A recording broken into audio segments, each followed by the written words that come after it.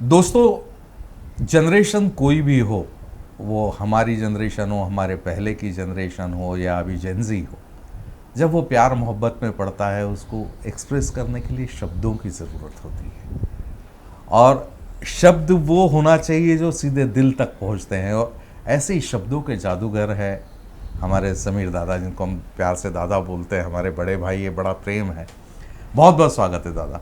Thank you Parag. And तुम आज आए और तुमसे आज बात करके बहुत अच्छा लगेगा, क्योंकि तुम आज से नहीं, मुझे लगता है कम से कम 30 साल से 35 साल से मुझे जानते हो, और बहुत सारे प्रेस कॉन्फ्रेंस से लेके पार्टियों से लेके बहुत जगह हमारा आमना सामना हुआ, मुलाकातें हुई हैं। ये यात्रा को अगर हम देखें, मतलब आप आए मुंबई में आज के दिन और Guinness book of world record में आपका नाम है, विशेष कैटेगरी आपके नाम पे बनी। ये किस तरह की यात्रा है? एक लड़का है, यहाँ पे डरा सहमा सा लड़का आता है जिसके अंदर आग है कुछ कर गुजरने की, और एक वो समीर है जिनके बिना फिल्म इंडस्ट्री का काम नहीं चल सकता। 100 साल का इतिहास होगा तो उसमें एक मेजर हिस्सा समीर के नाम पे भी है। देखो पराग, अगर सचमुच पूछो ना, तो अब यहाँ जहाँ भी मैं हूँ, यहाँ पे पहुँचने के बाद ऐसा लगा कि जैसे कोई सपना था और यहाँ पे आके टूटा आके वो।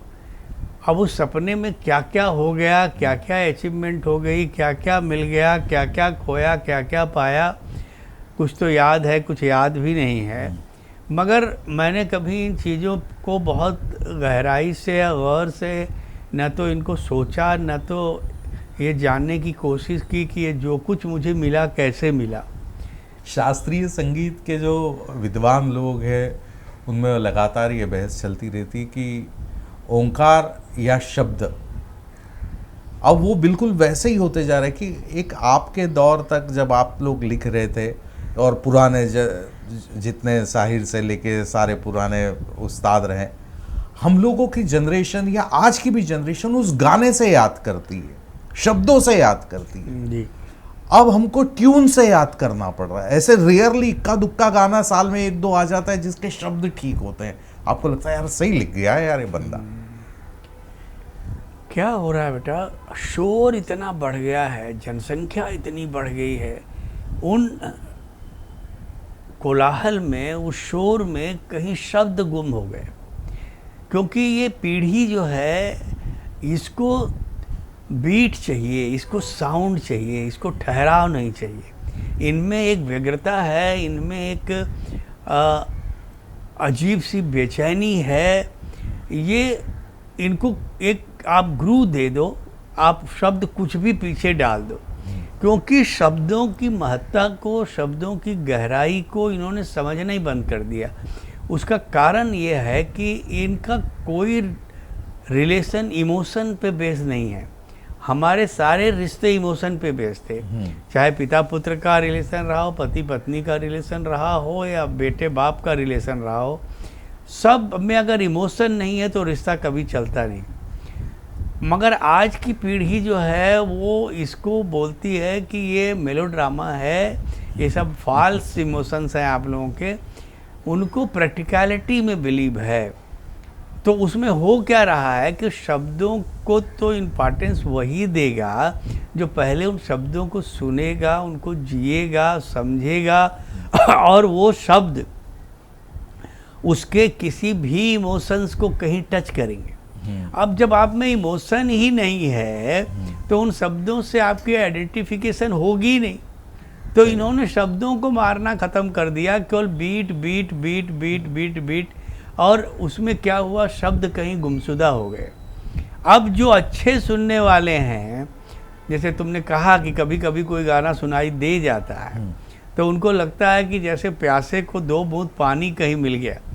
तो मगर ठीक है पराग, ऐसा नहीं है कि जब ये 20 साल 25 साल के बाद जब दौर बदलता है ना, तो जो नई पीढ़ी आती है, जो नई नस्ल आती है, वो अपना एक शब्दकोश लेके आती है, अपनी एक सोच लेके आती है, अपनी एक ट्यून लेके आती है और अपना एक करेक्टर लेके आती है। और ये पुरानी जनरेशन को धीरे धीरे धीरे धीरे सरपास करके ऊपर आने की कोशिश करते हैं, क्योंकि भविष्य उनका होता है जी। और हम जो पुराने लोग होते हैं धीरे धीरे बैकसीट लेने लगते हैं, क्योंकि उनको मालूम है कि भैया रेस में भाग नहीं सकते, चल सकते हैं, और भागने वालों के साथ भागने की कोशिश करोगे तो कहीं ना कहीं लड़खड़ा के गिरोगे। पर आपने हमेशा जनरेशंस के साथ अपने आप को इवॉल्व करते रहे हैं आप। वही तो मैंने कहा ना कि 4 पीढ़ी के साथ मैंने इन्वॉल्व किया, मगर अभी जो पीढ़ी है जिसको तुम लोग जेनजी नाम देते हो ना, इसके साथ कुछ इसका मिजाज समझ में नहीं आ रहा है। ये क्या तलाश रहे हैं, ये क्या चाहते हैं, ये कंफ्यूजन के स्टेटस में है।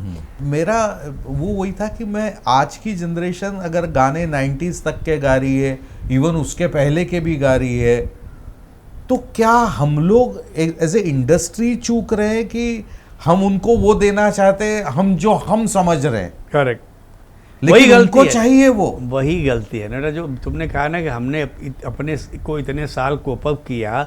मैंने उनको पहले पढ़ा, मैं उनके साथ गया, उनकी पार्टियों में गया, उनको जब मैंने 4 बज गए लेकिन पार्टी अभी बाकी है, जब लिखा तो मैं पढ़ चुका था इनको कि इनको अब ये चाहिए, आलतू जलालतू आई बला को टालतू, टेंशन वेंशन छोड़ दे बेटा, हो जा फुल्ली फालतू। ये इस मिजाज में है, इनको ये नहीं चाहिए नज़र के सामने जिगर के पास कोई रहता है। तो जब आप ये समझ जाते हो ना, मगर वो समझना आसान नहीं है। उसमें होता क्या है, आपको अपने पुराने ज़ख़ीरे को रिवाइंड करना पड़ता है, तब फॉरवर्ड करोगे आप। अगर वो अंदर ही है तब वो आपको कुछ नया सूझेगा नहीं। अच्छा, बाहर कुछ नया डालने के लिए पहले जो भरा है उसको निकालो तो सही। अच्छा, नहीं निकालोगे तो सेनाइल में चले जाओगे, फिर बैठ के क्रिटिसाइज करोगे, ये साले क्या काम कर रहे हैं, कोई काम कर रहे हैं। सो अपने आप को मैंने अपडेट रखा, अपग्रेड किया, लोगों से मिला, उनको समझा और उनकी भावनाओं के साथ चलने की कोशिश की। इस परिप्रेक्ष्य में इनके प्रोसेस और इनकी साइकी को देखते हुए क्या हमारी जिम्मेदारी नहीं, क्योंकि सिनेमा भी इन्फ्लुएंस तो कर ही रहा है ना बच्चों को। मतलब मुझे लगता था कि इनका प्यार मोहब्बत मतलब कपड़ों की तरह गर्लफ्रेंड बॉयफ्रेंड्स बदलने वाली है ये जनरेशन, लेकिन सैयारा हिट करती है ये। मतलब वो प्यार का इमोशन है ना अंदर। अरे बेटा, इमोशन कैसे चेंज होगा यार? अगर दिल टूटेगा तो दर्द तो सबको होगा ना। चोट लगेगी तो ऐसा तो नहीं कि इनको दर्द नहीं होता, तो होता हमारी है। जिम्मेदारी फिर नहीं भैया, हमारी गलतियां बहुत है। आज की पीढ़ी को बर्बाद होने में जितने जिम्मेदार वो हैं उतने ही जिम्मेदार पेरेंट्स भी हैं। हमने कभी बच्चों को उतनी सीरियसली लिया ही नहीं। हम अपनी दुनिया में लगे रहे, हम अपने करियर में लगे रहे, हम पैसा कमाने में लगे रहे।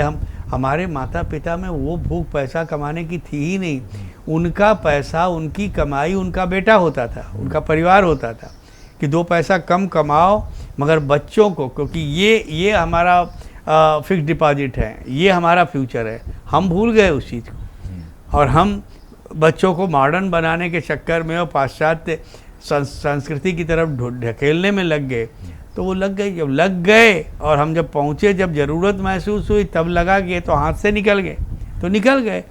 फिर उनको लाना बहुत मुश्किल है। तो कहीं ना कहीं गलती है। एक तो हमारी गलती है, दूसरा उस बदलाव की गलती है। जो नए इन्वेंशन होते हैं तो वो उससे ये इतने क्लोज हो रहते हैं। आज मोबाइल पे दुनिया की कौन सी चीज़ है जो अवेलेबल नहीं है? आप कैसे उनको रोकेंगे? हमारे ज़माने में तो मेरी दादी रेडियो लेके गई थी तो पूरा गांव आ गया था घर पे सुनने के लिए, और वो देख के लोग हंसते थे कि साला आप इस डब्बे में से आवाज़ कैसे आ रही है यार। हमारे यहाँ टीवी लगा पहले बार, तो मेरे पक्के मकान की चारों खिड़कियों पे लोग लटक लटक के देखते थे। तो हम लोग तो उस जनरेशन के लोग हैं, तो हमको क्या मालूम कि अभी तो सबका बाप AI आ गया। तो इस पर ये नया क्रिएशन भी बहुत AI से कर रहे हैं, राइटर्स भी देखो कर रहे ना बेटा, हैं। मगर एक बात बताऊँ पराग, इसमें क्रिएटिव वर्ल्ड को कोई खतरा नहीं है। मैं हमेशा बोलता हूँ कि AI क्या है? AI केवल वो कर सकता है जो प्रेजेंट है उसको बेहतर कर सकता है, उसमें बदलाव कर सकता है। मगर जो हमने क्रिएट किया है, हमारे गाने जो ऑलरेडी आ गए हैं, उसमें वो कुछ रद्दो बदल कर सकता है, उसका म्यूजिक बदल सकता है, उसके अलग लाइन उसमें डाल सकता है, मगर जो हमने दिया ही नहीं है वो एआई कहाँ से लेके आएगा? वो तो एआई के बाप को भी पता नहीं है। और वो जो कहते हैं ना, किसी ने बहुत अच्छा कहा कि एआई ने कभी इसके तो किया नहीं, एआई का कभी दिल तो टूटा नहीं, एआई का कोई माँ बाप तो है नहीं, तो उस इमोशंस को एआई कहाँ से लाएगा? ये मतलब आज कई सारे मैं फिल्म मेकर से बात करता हूँ कि एआई का इस्तेमाल काफी कुछ कर रहे हैं नहीं, ये लोग। टेक्निकली तो मैं बताता हूँ, तुम याद रखना 4-5 साल में पूरा यूके और यूएस खाली हो जाएगा। ये आईटी के जो बच्चे हैं ना, ये सब काम जो है अब केवल एआई से होना है। मतलब टेक्निकलिटी में बड़ी कंपनी ने 17,000 लोग निकाल दिए। टेक्निकलिटी में तो एआई क्या क्या करेगा, हमको तुमको किसी को कुछ पता ही नहीं है। एक सुपरहिट गाना और एक अच्छा गाना, इसमें क्या फर्क होता है? सुपरहिट वो है जो गली गली में आपको सुनाई दे। एक ऑटो वाले से लेके एक प्रोफेसर अगर गाता हुआ गुजर गया ना, तो समझ लेना कि ये सुपरहिट है। वो जो कभी कभी सुना जाता है, महफिलों में सुना जाता है, तारीफ जिसकी बहुत ज़्यादा होती है, वो अच्छा होता है। एक होता है कि आवाम का गाना, जो बोलते थे ना कि सुपर डुपर हिट, घर घर में गली गली में जो बजे ना, वो सुपर हिट होता है। एक गाना होता है जिसको क्रिटिक लोग उसकी तारीफ बहुत करते हैं कि बहुत बेहतरीन लिखा हुआ है, अच्छा गाना होता है। मगर मेरी परिभाषा ये है कि सुपर हिट वही है जो जन जन की ज़बान पे गाना आ जा, वही गाना सुपर हिट है। ये जो मतलब अनजान साहब की राइटिंग अगर आप देखो, जितने उनके गाने हैं वो, और आपकी, ये फर्क है, स्टाइलिंग का फर्क है। ये क्यों और ये कैसे तय हुआ कि यार ऐसा किया जाए? ये कैसे तय किया? बहुत बड़ा सीधा है, इसका तो बड़ा सरल जवाब है। हाँ। आप जब पैदा होते हैं ना, तब आप, जैसा मैंने कहा ना कि आप एक कल्चर, एक एजुकेशन, एक इमोशंस, एक समाज और एक देश को जी के आते हैं। वो आपका अपना जीवन दर्शन होता है। जब मैंने एंट्री ली तो मैं वही बख्शी साहब को फॉलो करते हुए, मजरू साहब को फॉलो करते हुए मैं आया, क्योंकि मैं इनका बड़ा मुरीद रहा। और 70s और 60s में ये लोगों को इतना सुना था मैंने कि मेरी रग रग में बस गए थे। फिर जब मैं लिखने लगा, जब मुझे बड़ी फिल्में मिलने लगी, तो हुआ कुछ नहीं, शब्द वही रहे जो 200-500 शब्दकोश उनके थे, वही हमारे भी थे, मगर जज्बा बदल गया। जज्बा जैसे ही बदला तो जो हमारे साथ जो पीढ़ी आई, उससे मेरा आइडेंटिफिकेशन हो गया। जब मैंने लिखा, मुझे नींद ना आए, मुझे चैन ना आए, कोई जाए जरा ढूंढ के लाए, न जाने कहाँ दिल खो गया, ऐसा पहले के लोगों ने कभी लिखा नहीं था, कहा नहीं था। तो वो जनरेशन जो थी वो पकड़ ली कि यार ये आया मेरा राइटर, ये जो लिख रहा है ना, ये हमने जिया है, ये वो नहीं लिख रहा है जो पिछली जनरेशन ने जो किया था। हमारे पिताजी ने तो कहा था कि हमारी माँ का चेहरा उन्होंने सुहाग रात के दिन डिबरी की रोशनी में देखा था। मैंने तो ऐसा नहीं किया, हमारी तो सुहाग रात में बहुत भरपूर लाइट थी।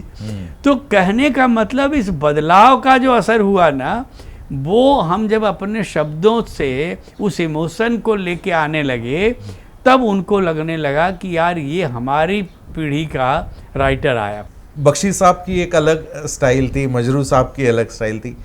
वो एक, जब आप आए मैदान में तो आपने सोचा होगा ना कि यार ये इनके स्थापित। नहीं, मैं कुछ सोचा नहीं। मैंने ये सोचने से नहीं होता, ये ऑटोमेटिक प्रोसेस है। अच्छा। क्योंकि आज की जेनजी बच्चों से आप बात करोगे ना, हाँ। तो आपको समझ में आ जाएगा कि हम अपने दौर के किसी से बात नहीं कर रहे। हाँ। वो जब मैंने गाना लिखा था ना, ये मुखड़े में देखो, क्योंकि जब मैं इनसे बात की तो ये आधी इंग्लिश बोलते हैं, आधी हिंदी बोलेंगे, बीच में पंजाबी बोलेंगे, हाँ। मराठी बोल देंगे। तो मैंने देखा कि यार मल्टी लैंग्वेज में बात करते। तो अब मैंने वो जो गाना लिखा था, बड़ा चला भी था, उसका गाना था अक्षय कुमार का, कितने अरमान मान मान मान जागे थारे वास्ते सोनिए, ऑल डे ऑल नाइट मुझे याद सताए, देखो गुजराती, राजस्थानी, पंजाबी, इंग्लिश, सब हिंदी, तो वो गाना लोगों ने आइडेंटिफाई किया, अरे यार ये तो मेरी लैंग्वेज का गाना है, ये मेरा गाना है। तो ये समझ, और आपको जो सोच के करोगे तो नहीं होगा, वो ऑटोमेटिक आपके अंदर से आना चाहिए। ये मैं थोड़ी सोच रहा था कि मुझे बख्शी साहब से अलग लिखना है या मजरू साहब से अलग। अलग क्या होता है? अलग कुछ नहीं हो, वही शब्द थे, वही आशिकी, साजन, कंगना, रंगना, सैया, बैया, छैया, वही सब लोग वही लिखते रहे।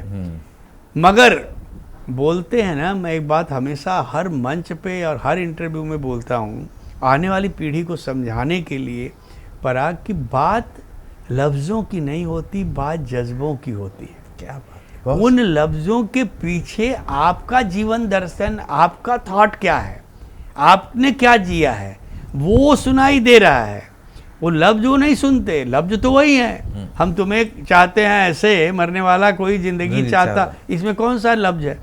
मैं, हम, मरने वाला, ज़िंदगी चाहना, ऐसे तैसे, मगर नहीं, वो जज्बा है उसके पीछे। जब आपने लिखा पूरे इमोशन से, वो आपको उस समय जब लिख रहे थे, मतलब साजन के गाने कह लो या कई सारे, मतलब आपके हजारों गानों में से सैकड़ों गाने ऐसे होंगे जिसको देख के दिल टूटा आशिक रोया होगा, या माशूका के ख्याल में दिल खिल गया होगा। वो लिखते हुए आपको लगता था कि यार ये ऐसे वर्क करेगा? बिल्कुल वैसे ही लिखा जैसे दिल टूटा था, उस दर्द को महसूस करके जी के ही लिखा था। हमारे अंदर एक ही क्वालिटी होती है कि उस इमोशन तक हम अपने आप को डाल पाते हैं, कॉमन आदमी नहीं डाल पाता। कॉमन आदमी का एक बार दिल टूटा और दर्द हुआ तो भूल गया, हमको भूलता नहीं। आज भी उस गर्लफ्रेंड का चेहरा मेरी आंखों में, अगर मैं पेंटर होता, स्क्रैच कर सकता हूँ तुम्हारे सामने की, ऐसी थी वो। तो हमारे अंदर जो क्रिएटर्स होते हैं ना, उनके अंदर ऊपर वाला वही एक एक्स्ट्रा चीज़ डाल देता है कि जब मुझे लिखना होता है कि अब तेरे बिन जी लेंगे हम, जहर ज़िंदगी का पी लेंगे हम, तो चला जाता हूँ मैं, उसी ट्रांस में चला जाता हूँ। तो वही मैं बोलता हूँ ना कि पहले अंदर डालो, पहले जियो, पहले इश्क करो। इश्क जो होता है, सही इश्क जो होता है, आप रेड लाइट एरिया तक जाओ, वहाँ देखो वो दुनिया, वहाँ की औरतों की ज़िंदगी के बारे में कभी वहाँ जाओगे तो देखोगे ना। अब आप 7 स्टार होटल में बैठ के भूख का सपना देखोगे तब वो तो नहीं होगा ना, भूखा रहना पड़ेगा। ये एग्जैक्टली ये बात शाहरुख खान ने कही थी एक इंटरव्यू में, जब बिल्लू बार आई थी तो उनसे पूछा कि आपने मेन कैरेक्टर क्यों नहीं किया आपने साहिल, क्योंकि बोले यार मैं अब बहुत बड़ा स्टार हो गया हूँ, ये पिछले 30 साल से मेरा ये भूख और गरीबी से एसोसिएशन ही खत्म हो गया, मैं लिख कर ही नहीं पाता ये। इसीलिए बोलते हैं ना, क्रिएटर को हमेशा आम आदमी के पास होना चाहिए। पराग, आज भी मैं ऑटो में कभी कभी आ जाता हूँ, आज भी मैं लोकल ट्रेन में कभी ऐसे ही चला जाता हूँ, मुझे कहीं जाना नहीं होता, क्योंकि मैं देखूँ तो सही ये क्या बात कर रहे हैं, कैसे।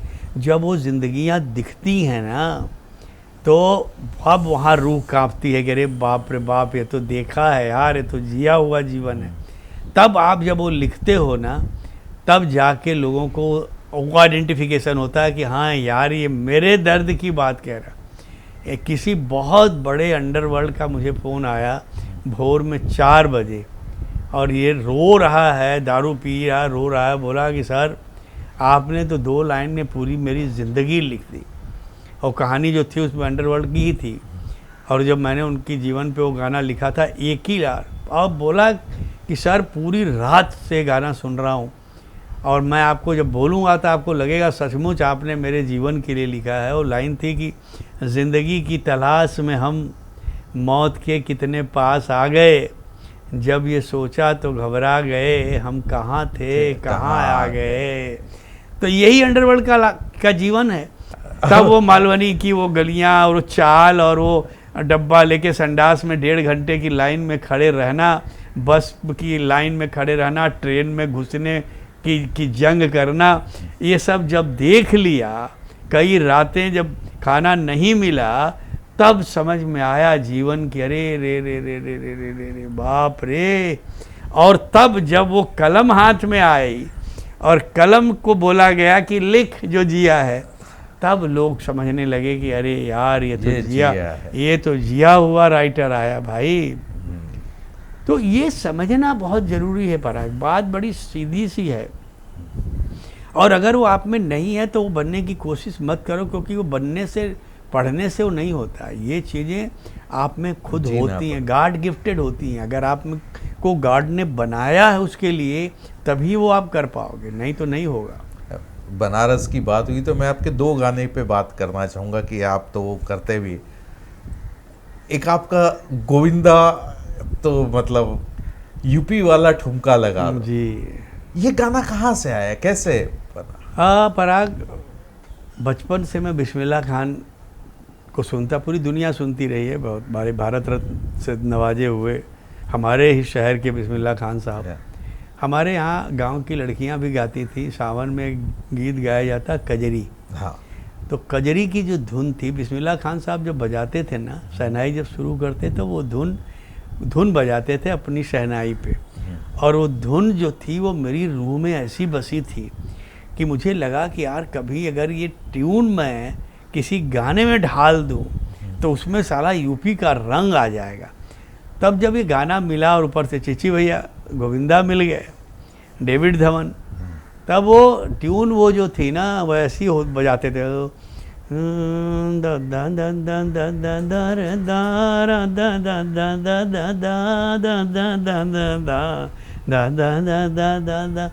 तब मैंने यूपी वाला ठुमका लगाऊं की हीरो जैसे, तो वो आइडेंटिफिकेशन हो गया। उसी में गाना और था कि बना रे मुंबईया बनारस का भैया, बदल गया कैसा मिला जब रुपया। तो हमको तो जब जब मौका, इवन एक गाना जब मैं अपनी नौटंकियों में सुना करता था, वो गाना था जेठ की दोपहरी में पाँव जले माँ तनी तो हम के लेता कोरवा उठाए मोहरे मितवा। तब मैंने उसका थोड़ा सा हिंदीकरण करके जेठ की दोपहरी में पाँव जले गोविंदा को वो गाना भी दिया, क्योंकि इसीलिए जब पापा जब उस रंग पे खई के पान उन्होंने लिखा तो किसके लिए लिखा? बच्चन साहब। उनमें यूपी का रंग था ना, गोविंदा में यूपी भरा हुआ है। हाँ। ये गाना अगर मैंने शाहरुख को दे दिया होता है, सलमान को, तो बात नहीं बनती। ये चूंकि वो उस मिट्टी से थे, तो ये जब परफॉर्म करते हैं ना तो ये पूरा जी के परफॉर्म करते हैं। तो मुझे तो जब जब यूपी के किसी भी फोक या रंग मिले ना, मुझे इतनी खुशी हुई लिखने में। इवन सरकाय लो खटिया जाड़ा लगे, वो जब मैं लिख रहा था तो ये असल में दोनों लाइन लिखी हुई नहीं है। मेरे बुजुर्ग लोग, हमारे गांव में नट्टिनें आती थी, नट बोलते हैं उनको, नट। तो वो एक महीना कोई ऐसा होता है कि वो लोग गाँव में आते हैं, अपना डेरा लगाते हैं और गांव वालों से अनाज मनाज मांग के बनाते हैं, और शाम को चौपाल सजती है, उसमें वो नट्टिनें और नट आके गाते हैं। तो दादा हमारे, बाकी लोग बैठ के, पूरे बुजुर्ग लोग, और ये गाना गाती थी, सर गाहलो खटिया जाड़ा लगे सर। मैंने, अब वो सारा मेरे दिमाग में बसा हुआ था। मैंने बोला यार ये तो कहीं ना कहीं दूंगा। फिर मैंने वो गाना, ये सरकार लो खटिया जब हिट हुआ, तब डेविड मेरे पीछे कि नहीं एक गाना और ऐसा तेरे को लिखना पड़ेगा। तब वो मैंने लिखा, वो भी पूरा रंग यूपी का, सैया के साथ मड़ैया में बड़ा मजा आए रजैया। तो अबे मड़ैया रजैया ये किसी के बाप को नहीं पता हो अगर यूपी का नहीं होगा तो मुझे तो जब जब मौका मिला है मैं उसको इस्तेमाल करता ही रहा हूँ। इवन जो बच्चन साहब का गाना, होरी खेल रघुवीरा अवध में होरी खेल, तो ये जब तक आप ये गाना के, ये मतलब बच्चन साहब खुद भी बड़े अच्छे संगीत हाँ के नहीं और गाते थे हाँ। ये गाना, वो जो लाइन थी ना, हिल मिले आवे लोग लुगाई भाई महलन में भीरा अवध में होरी खेले रघुवीरा। और उसमें जो एक शेर मैंने लिखा है ना, जो वो गाता है वो परेश साहब ने, और हीरो के एक्टर क्या है ना, बड़ा कमाल का एक्टर, शरद जी, हैं शरद जी, शरद। तो वो रंग भी टिपिकल यूपी का है। तो मतलब तमाम, जैसे गोविंदा के बारे में आपने बात की, आपने तमाम सारे हीरोज के गाने लिखे हैं, क्या ध्यान में रखते हैं आपकी, अच्छा ये शाहरुख पे हो रहा है नहीं, या देखो बहुत ज़्यादा नहीं, बहुत ज़्यादा कुछ कुछ एक्टर है, जैसे गोविंदा पे बहुत ज़रूरी होता है। जब मैं गोविंदा का गाना लिखूंगा ना तो मेरे दिमाग में गोविंदा का एक एक मूवमेंट चलता रहा, उसकी बॉडी लैंग्वेज, उसका बात करने का तरीका। बाकी लोग क्या, सलमान, शाहरुख, आमिर, इन लोगों का क्या, इनका अपना एक रंग है, बट उस वहीं तक है। इनके कोई, जैसे बच्चन साहब का अपना एक टाइप्ड है। हाँ। आप जब उसमें घुसते हो तभी वो रंग निकल के आता है, नहीं तो नहीं बनेगा। वो गा जाएंगे, हाँ। उन पे कुछ भी दे दो तो इतने महान एक्टर हैं कि कुछ भी कर जाते हैं, मगर अगर वो रंग जैसे उनको मिलता है ना फिर तो तबाही है। तो वही बाकी लोगों के लिए मुझे इतना ख्याल करना नहीं पड़ता। नॉर्मल मैं रोमांटिक गाना लिखना तो रोमांटिक शाहरुख हूँ तो वो दिमाग में रहता है कि भाई शाहरुख की रोमांटिक इमेज बहुत ज़बरदस्त है, तो इसके जो रोमांटिक गाने होने चाहिए वो बहुत अच्छे होने चाहिए। गोविंदा जैसा गानों पे कोई नहीं कर सकता है। नहीं, वो क्या बाई बर्थ है, he the born dancer, born actor.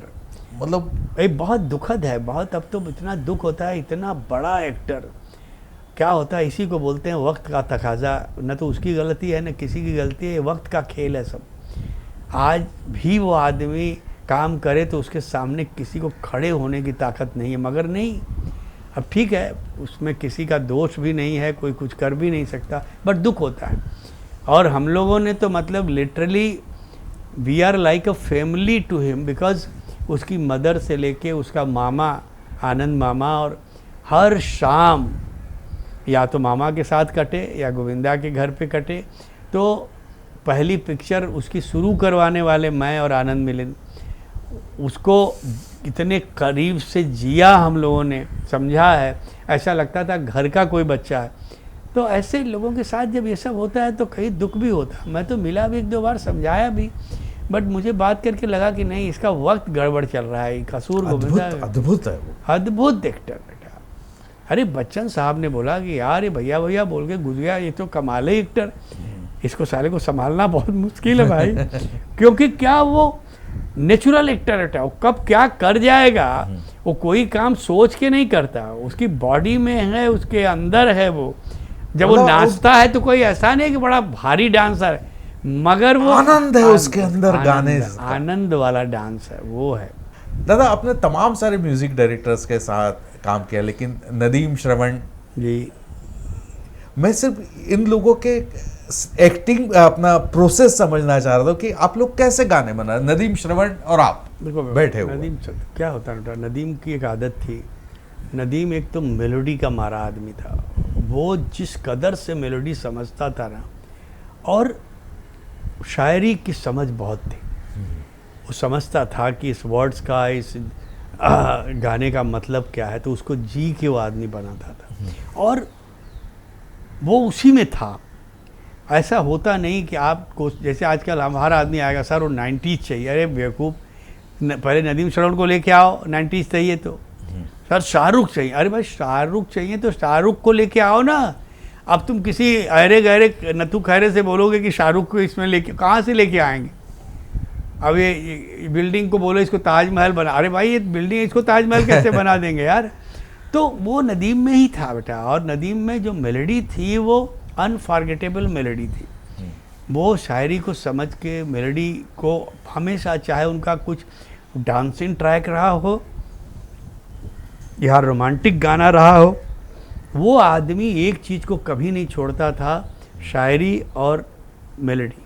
और यही दो चीज़ हैं जो एक गाने को बहुत लंबे समय तक लेके जा सकती। देन अन्नू मलिक एंड समीर, या क्या है अन्नू मलिक की अन्नू खासियत मलिक को मैं एक बात बोलता हूँ कि मैं जब लड़खड़ाया, जब मैं गिरने लगा ना, एक बाजू आया, उसने मुझे उठा के खड़ा कर दिया। तो जब नदीम श्रवण के जाने के बाद, ऐसा नहीं था कि अन्नू नदीम श्रवण के रहते हुए मेरे साथ काम, he was very keen, but उस वक़्त नदीम को प्रॉब्लम थी। नदीम का कहना था कि तू किसी के साथ काम कर, अन्नू के साथ नहीं करने दूंगा। सो आई मिस दैट अपॉर्चुनिटी, क्योंकि मैं नदीम श्रवण के साथ बहुत काम कर रहा था और फिल्में सारी हिट हो रही थी, तो सारी फिल्म आती भी वहीं थी। मगर जैसे ही नदीम का वहाँ जाना हुआ और फिर अन्नू का जब साथ हुआ, तो इतना काम मैंने किया कि मेरे ख्याल से अगर अन्नू की फहरिस्त बनेगी तो हाईएस्ट नंबर ऑफ सॉन्ग्स मेरे ही होंगे। और क्योंकि अन्नू ने मेरी ज़िंदगी का दूसरा या तीसरा गाना ही रिकॉर्ड किया था, इंसानियत के दुश्मन, जो राजकुमार कोहली की पिक्चर थी। अन्नू मलिक का है, अमीर से होगा या गरीब से होगा, प्यार जब भी होगा नसीब। और अन्नू ने मेरे लिए लड़ाई लड़ी थी उस गाने के लिए, क्योंकि उसमें इंदिवर जी लिख रहे थे। राज जी मानने को तैयार नहीं, मैं नए राइटर को नहीं दूंगा। ने बोला नहीं सर, मुखड़ा अगर चाहिए तो नाम तो समीर का जाएगा, मैं किसी और के नाम ये दूंगा नहीं। आपकी छोड़ी फिल्मों में तो सबसे इम्पोर्टेंट जो है वो है बॉम्बे और रोजा। हाँ, बॉम्बे रोजा, हाँ, पहली ही पिक्चर है रहमान ने, पहली फिल्मों में। बट वो बिकॉज ऑफ डैडी, क्योंकि वो उस वक्त डेथ बेड पे थे, वो मैं चेन्नई जा नहीं पा रहा था, इसकी वजह से छूटी। तो क्या होता है, ऐसा जो होता है ना, बोलते हैं ना, कुछ पाने के लिए कुछ खोना पड़ता है, हर चीज़ आप पा नहीं सकते। तो मैं तो पिता के लिए समर्पित था, मैं पूरा करियर छोड़ देता, मैं एक गाने की क्या बात थी। तो ठीक है, मुझे उसका कोई शिकवा गिला नहीं है। और लकीली फिर एक फ़िल्म मैंने रहमान के साथ की भी, लीजेंड ऑफ भगत सिंह, और उनका जादू भी देखा और वो फिल्म को नेशनल अवार्ड भी मिला। तो बहुत संतुष्टि हुई, क्योंकि अलग तरह का म्यूजिक था और उन्होंने जो काम किया था, अनबिलीवेबल काम था उस पिक्चर में। मतलब ये एक बॉलीवुड का म्यूजिक पैरेलल जो चल रहा था, और साउथ का एक स्टाइल अलग है। यस। ये जब आपने साउथ वालों के साथ लिखा होगा, क्या फर्क लगा आपको? अरे मैंने बहुत लिखा बेटा। कुछ तो साउथ वाले थे जो बॉम्बे के म्यूजिक डायरेक्टर थे, कुछ जो थे वो बाहर के थे।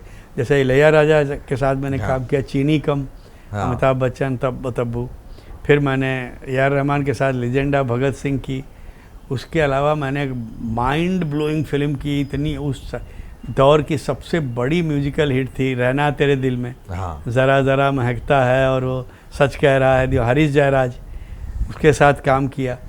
अरे बहुत से ऐसे वो जिनको अभी खेरवानी, जिनको गिनीज वो मिला, आस्कर मिला, उनके साथ मैंने काम किया। तो साउथ के भी करीब 80-90% कंपोजर के साथ मैंने काम किया। फिर इसके अनु जी के बाद आनंद मिलिंद। आनंद मिलिंद तो बेटा हमारा नदीम श्रवण और आनंद मिलिंद का तो कमाल का कॉम्बिनेशन था। उधर दिल रिलीज हुई तो उधर आशिकी आई, उधर साजन रिलीज हुई तो उधर बेटा आई। अब दोनों के फिल्म का रंग देखो म्यूजिक का। दिल का म्यूजिक एकदम ही अलग आशिकी से, बेटा का म्यूजिक एकदम ही अलग साजन से। तो इतना मज़ा मुझे आया ना कि नदीम श्रवण की सिटिंग ज़्यादातर दोपहर के बाद शुरू होती थी। सुबह आनंद मिलिंद के साथ मैंने 7:30 बजे सुबह भी सिटिंग शुरू की है। तो सुबह मैं लंच तक इनका पूरा काम पटा के आता था घर, लंच करके फिर नदीम श्रवण के यहाँ गए तो फिर तो रात को कितना बजेगा पता नहीं। सो ये जो चेंज ओवर काम करने का मुझे मिला ना Anand Milind was not for me, they were not like a music director, they were like brother to me. Because मेरे जीवन में उनका परिवार, it was like a family to me. उनकी मदर, उनकी वाइफ जो बेचारी थी, they are like a sister to me. उनका घर, उनके नौकर मुझे उनके मतलब आनंद मिलिंद की तरह ही ट्रीट करते थे। उनके डैडी, उनकी मम्मी, बल्कि ये लोग खाना ना खाएं मेरे पीछे पड़ जाए, समीर जी आप तो खा लो, ये पागल है, समझेंगे नहीं, आप खा लो जल्दी। तो उनको मैं कभी म्यूजिक डायरेक्टर की तरह ट्रीट नहीं किया। मेरे they are like a brother. हम लोग रात को बैठते भी थे ड्रिंक के लिए भी, कभी बैठ जाएं कभी कुछ, मगर उस घर को मैंने कभी कमर्शियली देखा ही नहीं। और मेरी ज़िंदगी की पहली सुपरहिट फिल्म दिल उन्हीं से शुरू हुई।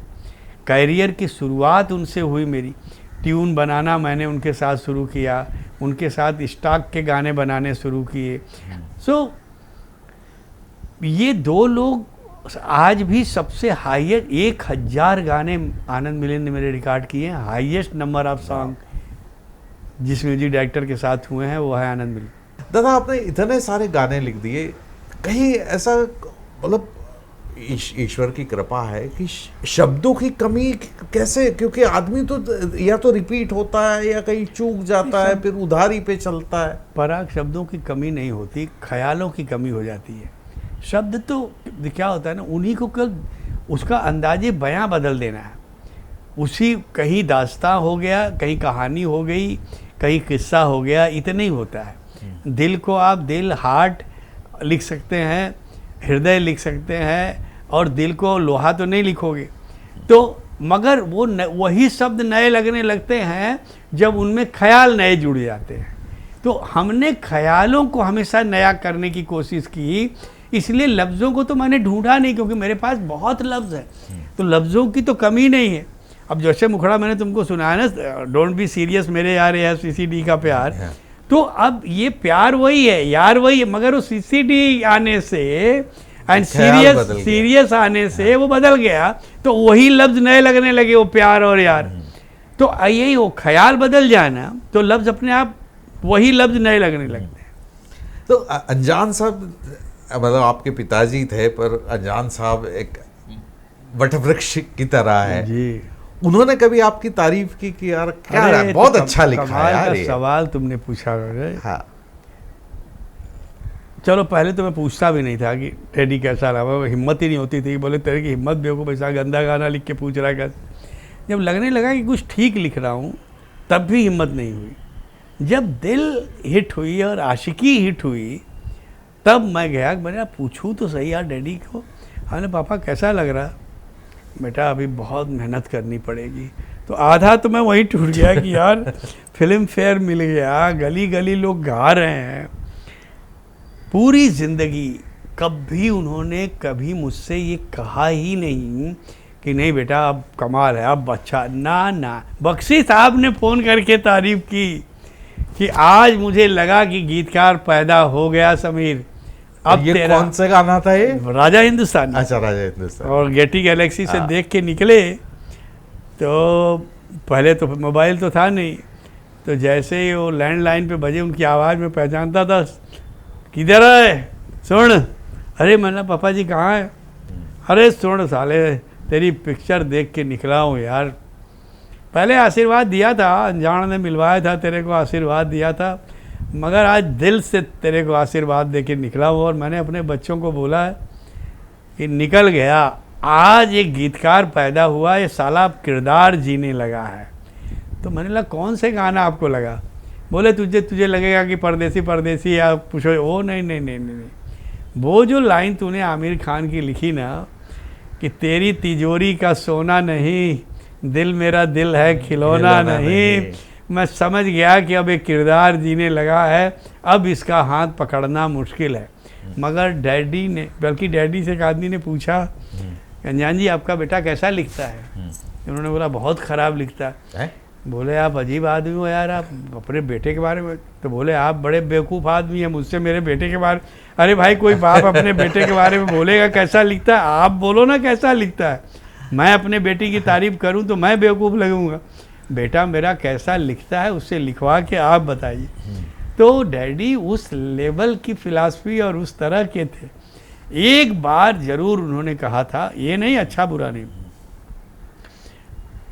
जब 3rd या 4th उनको पैरालिसिस अटैक हुआ ना, बोले समीर देख अब मुझे ऐसा लगता है कि तूने मेरे बाजू पकड़ लिए हैं, अब मुझे बेटा लिखने का दिल नहीं हो रहा है, तो अब मैं थोड़ा आराम करना चाहता हूं, क्योंकि अब मुझे तुझ पे भरोसा हो गया है। इस तरह से अपनी बात उन्होंने कही, ये नहीं कि तू बहुत अच्छा, नहीं नहीं नहीं नहीं नहीं। अब मैं अपने को ये महसूस करना फील कर रहा हूँ कि नहीं यार अब मेरा बेटा अच्छा कर रहा है, अभी संभाल लेगा परिवार। हमारे ज़माने में जो पिता होते थे वो कभी वो चमचों की तरह नहीं पुत्र कह रहे बेटा आग लगा दी क्या गाने लिखे एक ना ना ना ना, हमेशा इंस्पायर करते रहते थे और बोलते रहते थे कि देखो बेटा तुम्हारी औकात जो है ना एक कतरे की तरह है, और तुम्हारा सपना जो है वो समंदर बनने का है, और जिस दिन कतरा समंदर बन गया ना समझ लो कतरे की औकात ख़त्म। तो हमेशा समंदर बनने की प्यास में ही जीना, कभी समंदर बनने की कोशिश मत करना, तभी तक तुम कुछ अच्छा लिख पाओगे। जिस दिन तुमने ये समझ लिया कि मैं समंदर, समझ लेना कलम रख देना और बोल देना बस हो गया अब नहीं लिखूँगा। तो आज भी पराग मैं तुमसे ये बहुत ही ऑनेस्टी से मैं एक बात कह रहा हूँ, आज भी जब मैं साहिर को सुनता हूँ ना, मजरूह साहब को, बख्शी को, डैडी को, तो लगता है कि अभी तक तो कलम सचमुच उठाया ही नहीं यार। उस दिन साहिर साहब का गाना सुन रहा था, वो रंग और नूर की बारात किसे पेश कर, अरे बाप रे बाप रे बाप, क्या क्या लिख गए ये लोग यार। अभी हमको मैं तो साले एक ख्वाब हूँ। हाँ, हमको ना तो वो किरदार मिले, ना वो कहानियाँ मिली, ना वो डायरेक्टर मिले, तो वो प्यास कहीं अभी अंदर दबी दबी सी है, मौका नहीं मिल रहा है।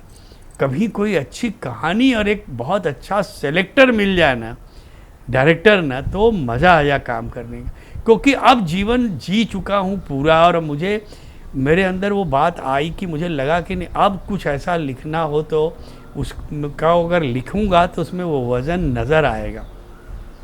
मगर ऐसा लग रहा है कि अब शायद इतना बदलाव इस तरह से हुआ है कि वहाँ तक पहुँचने में बहुत दूर तक जाना पड़ेगा। पता नहीं लाइफ तब तक रहे ना रहे, मगर केवल इतना ज़रूर, और मुझे खुद से नहीं, जब लोग बोलते हैं ना तब लगता है यार ईश्वर ने कुछ अच्छा काम करवा लिया है, इसलिए लोग आज भी उसको याद कर रहे हैं, लोग आज भी तारीफ़ करते हैं। तो बस उसी के लिए उसका शुक्रिया अदा करता रहता हूँ। और क्या कर सकते हैं, हमारे हाथ में तो होता नहीं भैया, हम कोई स्वांतः सुखा के लिए तो कविता लिखते नहीं, हम तो लिखते हैं एक कहानी और एक किरदार के लिए। जब वही नहीं मिलेंगे तो हम लिखेंगे क्या। अनजान साहब ने सबसे बड़ा सर्टिफिकेट तो आपको वैसे ही दे दिया कि मेरा बेटा सबसे बड़ी पूंजी है मेरी। हाँ, इससे नहीं, वो तो बड़ा- फिल्म फेयर के अवार्ड पे जो उन्होंने बोला था ना, उसी दिन सब कह दिया। उन्होंने कहा कि ये समीर का अवार्ड नहीं है, ये मेरी दूसरी यात्रा की शुरुआत है। और मैं आपको ये बोल के जा रहा हूँ इस मंच से कि इस काली औरत को पाने का बड़ा ख्वाब था मेरा भी, मगर मुझे मिली नहीं। मगर मुझे ज़िंदगी में जो जो नहीं मिला है ना, वो सब मेरा बेटा लेके जाएगा। ये मैं अपने कॉन्फिडेंस से बोल रहा हूँ, उसके कॉन्फिडेंस से नहीं, क्योंकि मुझे ये पता है कि वो मेरा बेटा है, उसमें लहू जो है मेरे हैं, तब वो कहीं हारेगा नहीं, ये पक्का है। बस उसी दिन मेरे लिए ऑस्कर फास्कर सब मिल गया। मैंने बोला यार, हर बेटे की एक ही तो डिज़ायर होती है कि उसके बाप के सामने उसको सक्सेस मिले, और बाप उसको, और बाप ही दुनिया में सारे रिश्ते सारे नातों से बड़ा अगर कोई एक होता है तो बाप में ही वो जज्बा होता है जो अपने से बड़ा अपने बेटे को देखना चाहता है। बाकी सारे रिश्ते कहीं आपको अपने से बड़ा नहीं होना देख के चाहते, मगर बाप हमेशा बेटे को अपने से बड़ा होना देखना चाहता है। उसके अंदर कहीं भी वो जलन नहीं होती कि साला ये कैसे, ना ना ना। जो उनको अपनी सक्सेस से जो खुशी नहीं मिलती ना, वो जब बेटे को मिलती तो उसका 4 गुना उनको मज़ा आता है कि यार मेरे बेटे ने करके दिखाया। लिखा ना भाई मजरू साहब ने, पापा कहते हैं बड़ा नाम करेगा, बेटा हमारा ऐसा काम करेगा। सही। तो बड़ा नाम करेगा मतलब मेरे से भी बड़ा नाम करेगा भाई। तो हर बाप, केवल बाप में वो बात होती है, और किसी भी इमोशंस में, किसी भी रिश्ते में वो सोच नहीं होती बेटा। चाहे आपका भाई हो कि आपके कोई भी हो, उनमें उतना बड़ा जज्बा बाप के अलावा किसी में नहीं होता। इसलिए बाप बाप होता है। इसीलिए बाप बाप होता है। हाँ, मेरे पहले की जनरेशन और मेरी बात की 2 जनरेशन, वो तो आपके हार्डकोर फैन है ही। अच्छा, तो अभी तक तो इसीलिए कुछ अभी भी कलम उठाने का दिल भी हो रहा है पराग, नहीं तो न, जिस दिन वो आग बुझ जाएगी कलम रख दूंगा, फिर लिखूंगा ही नहीं। नहीं, आपकी आग निरंतर जलती रहे, ये यही ईश्वर से दुआ हम करो। प्रार्थना करते हैं। यही दुआ करो। बहुत बहुत धन्यवाद। Thank you.